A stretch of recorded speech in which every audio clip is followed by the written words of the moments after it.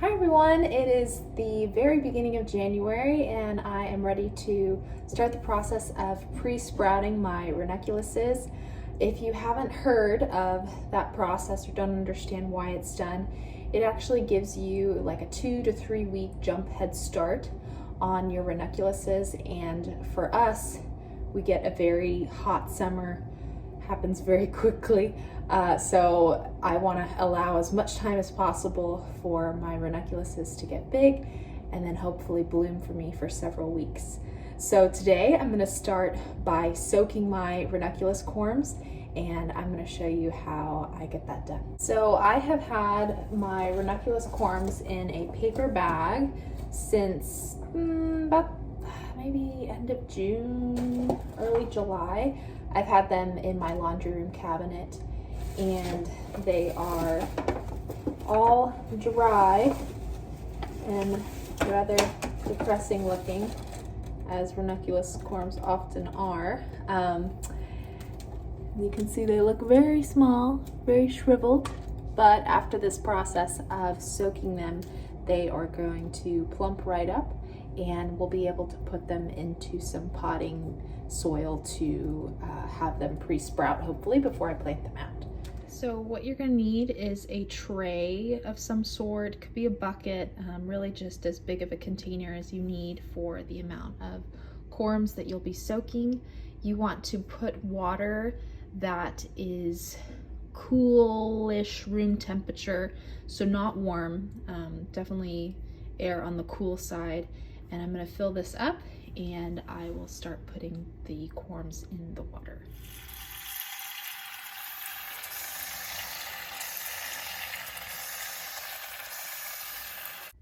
So we're gonna let these soak for no more than 4 hours. I'm probably gonna shoot for maybe 3.5, just because I'm gonna need to start dinner.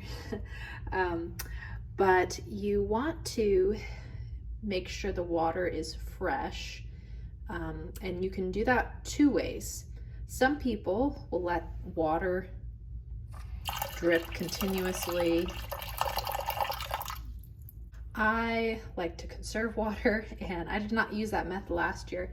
The method that I used was replacing the water every hour or so, and I saw no ill effects of doing that, so that's what I'm going to do again this year. After our 3.5-ish hours are up, I will show you the results and then we'll move along. After almost 4 hours of soaking, this is what our ranunculus corms look like. So now that we have our corms soaked, we're gonna need somewhere to pre-sprout them. I am going to use a plant flat tray just because I have quite a few this year to pre-sprout. But if you have a smaller amount, you can definitely use any sort of just flat bottomed. You can use a pot, you can use Tupperware even, but they do want it dark. So just make sure that you're not like having a bunch on the outside if you're going to use Tupperware. Anyways, so I'm going to fill this up with some potting mix, and then I'm going to pre-wet it, and then I will show you how you can place your corms in your tray. So here's my tray filled with soil. I don't fill it up that much. I probably got, I don't know, maybe less than 1 inch of soil. The corms don't need to grow in here. They really just need to, you're kind of tricking them into thinking they're in the ground without them being in the ground.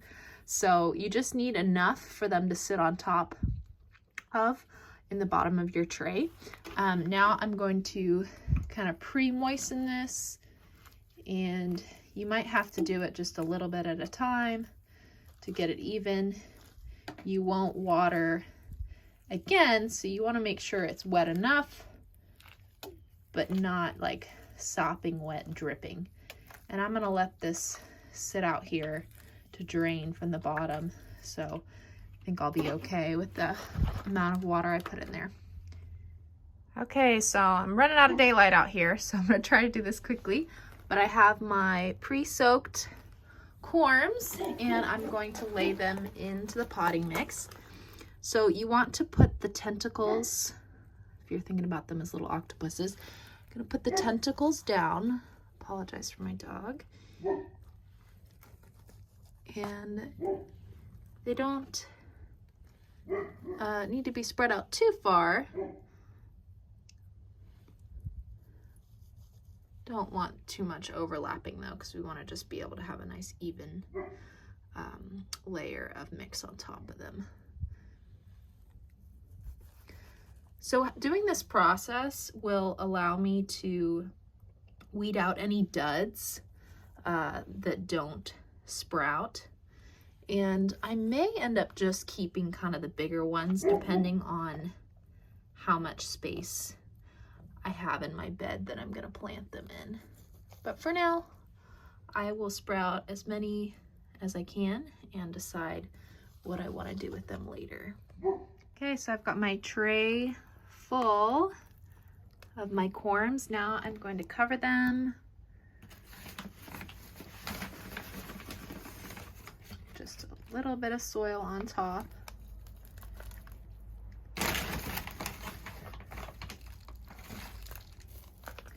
Just enough to kind of cover them.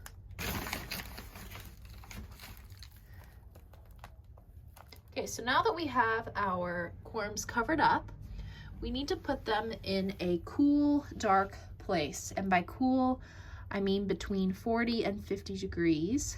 Since our garage is insulated, that's gonna be my location. And also keep in mind that mice love Ranunculus corms. So I would keep them off the floor, off from anywhere that you think mice might be able to get onto. I'm gonna put it on top of a shelf. And that's where I put it last year and had good success. So anyways, I'm gonna put it in the garage, and then I am going to check occasionally, maybe once in a week, and then hopefully in 2 weeks, we will have some pre-sprouted Ranunculus corms. I'll be sure to give y'all an update next week. I might just make a big video start to finish here in a few weeks, but for now I'm just uploading this one about starting the process of pre-sprouting. So anyways, thanks for watching and happy gardening.